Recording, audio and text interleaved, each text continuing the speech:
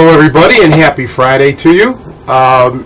Hope your week went well. I think my cold is finally gone, thankfully. I got a little remnants of it, but as I mentioned, it normally sticks around with me for a week, and I think I got it either like last Wednesday or last Thursday, really, but, you know. So to continue on with the vein of people that I think you should know, there's a thing on one of the Chicago news stations, a person you should know, and that's kind of like what I'm doing this week. By no means am I going to be able to touch on everybody, but I'll get back to more and more.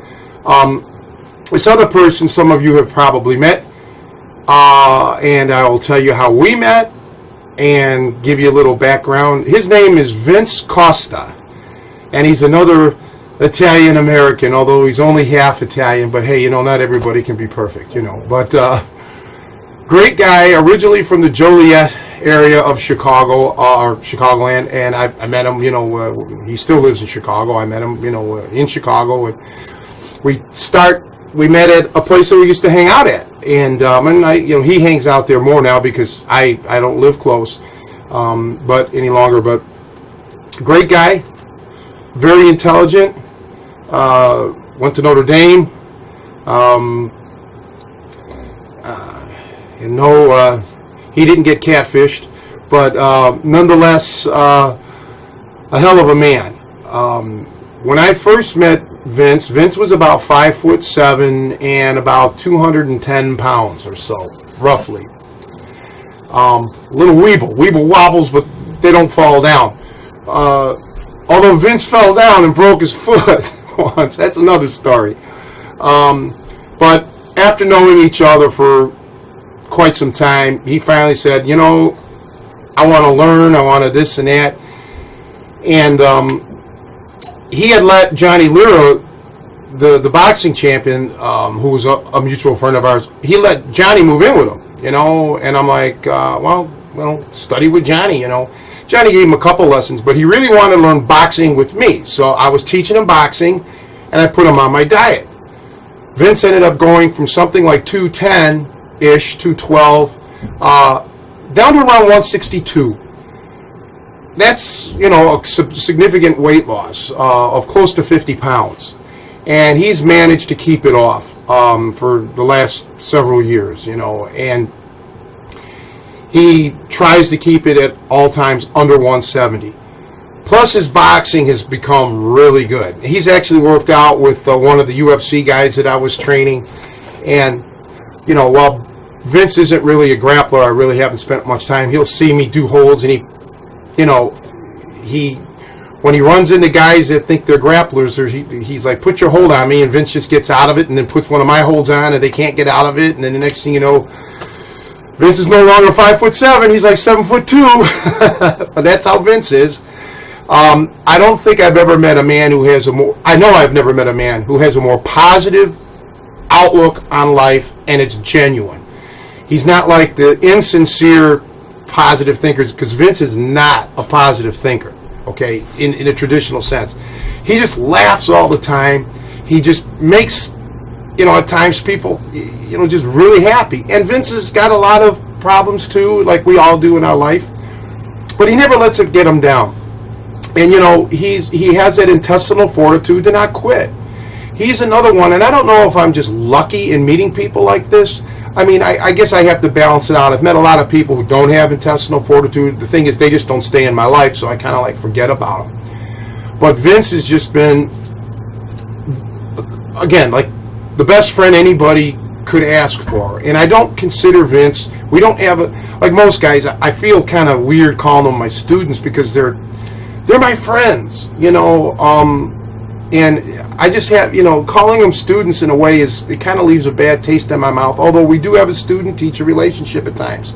You know, outside of the gym, man, we're totally friends. And you have to look at the overall picture. Am I spending 80% of the time with them in the gym? If I was, then they'd be my students. But when I spend the majority of my time outside, you know, on phone calls or emails or text messages or visiting and hanging out, these are friends, you know, and I think that's important, at least for me. You know, I could never train anybody that I don't like, and that's why I guess I'm not the world's greatest businessman from that regard. But I just I'm going to tell you about Vince. I guess his dad I never met his dad. He passed before I knew Vince, but his dad was a hell of a man. His dad was a wrestler. Played football, I believe. Just a jock, a really good old-timer, an Italian. His dad was 100% Italian. Vince has taught me about just how to laugh. Laugh to the point where people think you're nuts, because that's what they think about Vince. He can laugh no matter no matter how foul of a mood he's in, no matter how down he is. I can bust his chops and he'll laugh hysterically. He isn't full of himself at all. And he is such a natural athlete too, like I was mentioning about Paolo. I mean, even though he's so different physically than Paolo. He's 5'7", and and he's lean, and he's built like he's in good shape. I think there's pictures of him, or there was a video clip of him on my website. I can't remember now if it's still on there or not. I was getting hit with too many fan letters from women, so I think I had to take him down. But he is just a great athlete, and it's a shame that he really developed all of this, or found out that he had it late in his life, when he was already in his 40s. But you know what? He feels better now. He feels better about himself now. And here's the good thing. He'll call me up, and I'll be like, ugh, I got on a scale, man. I'm 170. And you can just hear it in his voice, the disappointment. And I'm like, boom, buddy. All you got to lose is about 5 pounds. You can do that. And then he does.